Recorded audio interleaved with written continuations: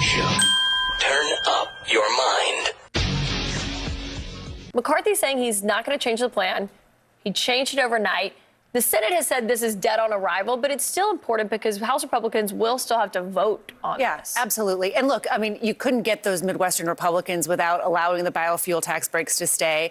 And there were conservative members of the caucus who really wanted to make sure you could speed up some of these timelines to tie work requirements with Medicaid and some other social programs. So these were things that really he had to do to get all the numbers on board. But that's the political football that the debt ceiling has become here. I mean, the loser in the football game is the American people and American living standards, right? I mean, this is what we know we're facing.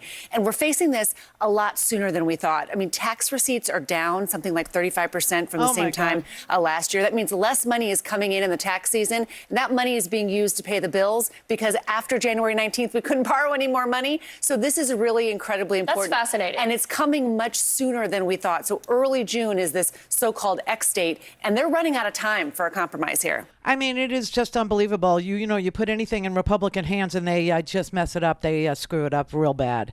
It's not that they have no ideas. It's that all their ideas are bad. They're bad ideas. I mean, who thought banning books was a good idea other than, a bunch of Republican governors?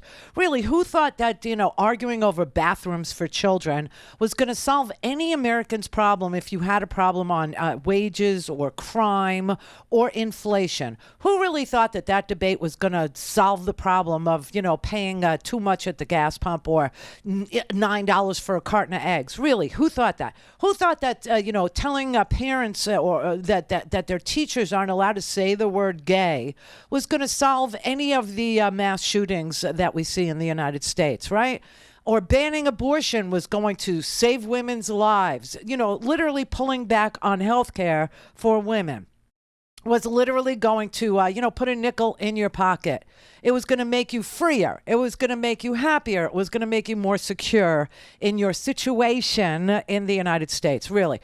And this whole argument about the Food and Drug Administration and mifepristone, a 23-year-old drug, who thinks that's going to solve any of the to-do list problems that you may have voted on in the midterms or in 2020?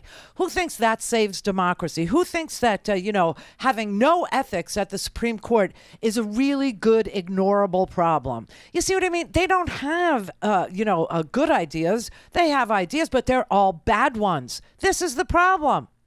And so today, they're sitting there playing chicken with the full faith and credit of the United States of America, honestly. Last night at about 9:30, idiot boy Matt Getz, okay? Can I see your Venmo, please? Idiot boy Matt Getz was on the TV talking, now we have revolving hosts. You understand? Everybody, Tucker's out. Let's just move all the, placemats.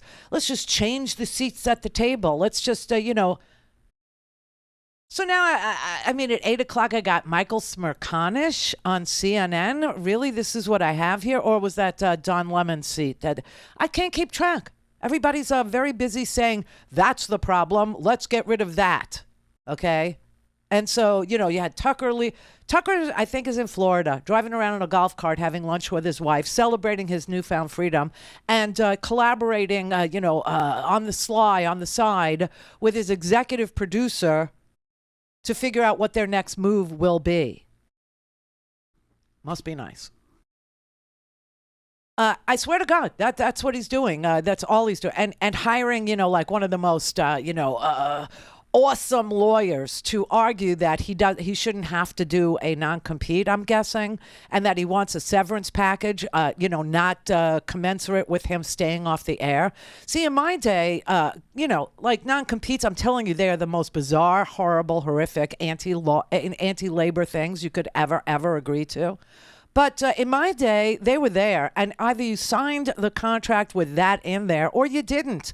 And they were enforced like they were ironclad. Today, the Supreme Court's actually sitting around saying, we don't think that that's very constitutional. I never thought it was. But here, that what they do is they hand you your severance check and they make you sign a waiver saying you will never sue them. And also that your non-compete now kicks in and you can't work for X amount of months or a year or whatever it is, but, we'll pay you. So now I'm sure Tucker, who is rich, like really stinking rich, like an heir to the Swanson fortune, And his dad was a journalist, or I think his dad was a newscaster. So anyway, he comes from a family that he himself describes as just, so wealthy that he doesn't have to work. He doesn't need to work. And so he's taking his time to sue them, so he can get a, like a Megyn Kelly settlement. Like $90 million or some crazy amount of money. Anyway, so now there's like revolving chairs. So I'm watching 9 o'clock, it was, on CNN, and I guess it's Michael Smerconish in their lame attempt to just play it down the middle, like Poppy Harlow is ultra political. Or somehow Don Lemon saying the obvious truth that the NRA was not supportive of black people owning guns.